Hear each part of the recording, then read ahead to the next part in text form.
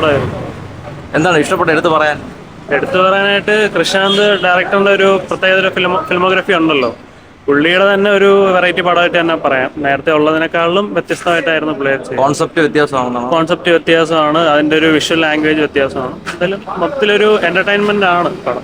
വലിയ ഹൈപ്പിലൊന്നും വന്ന പടമല്ല, അപ്പം ഇനി അടുത്ത് അങ്ങോട്ട് ആള് കയറാൻ ചാൻസ് ഉണ്ടോ പടത്തിന്? അതറിയില്ല, അത് ഓരോരുത്തരും അത് ഇഷ്ടപ്പെടുന്ന പല രീതിയിലിരിക്കും. ഒരു കൊമേഴ്ഷ്യൽ പടമായിട്ട് നമുക്ക് പറയാൻ പറ്റത്തില്ല. പുള്ളി ഒരു കൊമേഴ്ഷ്യൽ എന്നുള്ള രീതിയിൽ മാത്രമല്ല, പക്ഷെ ഒരു സാമൂഹികപരമായിട്ട് ഒരുപാട് കാര്യങ്ങൾ സംസാരിക്കുന്നുണ്ട്.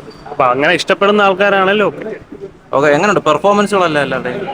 അഭിനയം വളരെ നന്നായിരുന്നു. എല്ലാ ആക്ടേഴ്സും ആ ഒരു ക്യാരക്ടറിനനുസരിച്ച് എല്ലാവരും നന്നായിട്ട് പെർഫോം ചെയ്തിട്ടുണ്ട്.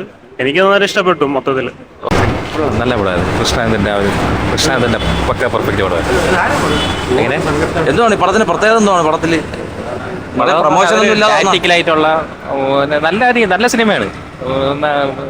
ആളില്ലെന്നുള്ളൂ, പക്ഷെ നല്ല പടമാണ് കാണാൻ. അത് കൃഷ്ണാനന്ദന്റെ ഒരു പടം തിയേറ്റർ വാച്ചിങ്ങിന് വേണ്ടി നമുക്ക് അങ്ങനെ കിട്ടിയിട്ടില്ല. മറ്റേ പുരുഷ പ്രായമായിരുന്നാലും മറ്റേ ആവാസവ്യൂഹമായിരുന്നാലൊക്കെ ആവാസവ്യൂഹം തിയേറ്ററിലുണ്ടെന്ന്, പക്ഷെ അന്ന് കാണാൻ പറ്റില്ല. പിന്നെ പുരുഷ പ്രായം കണ്ടപ്പോൾ തന്നെ വിചാരിച്ച് തിയേറ്റർ വാച്ച് വേണമെന്നുള്ള ആഗ്രഹിച്ചൊരു പടമായിരുന്നു. നല്ല തിയേറ്റർ എക്സ്പീരിയൻസ്, നല്ല പടം തന്നെയാണ്.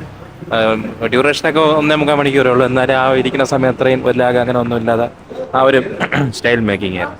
അടുത്ത പടം കൃഷ്ണാന്ത് ലാലേട്ടൻ്റെ കൂടെയാണ്. അതിനോട് മുന്നോടിയായിട്ടുള്ള ഒരു വര പറയുന്നതാണ്. അങ്ങനെ നല്ല പടമായിരുന്നു.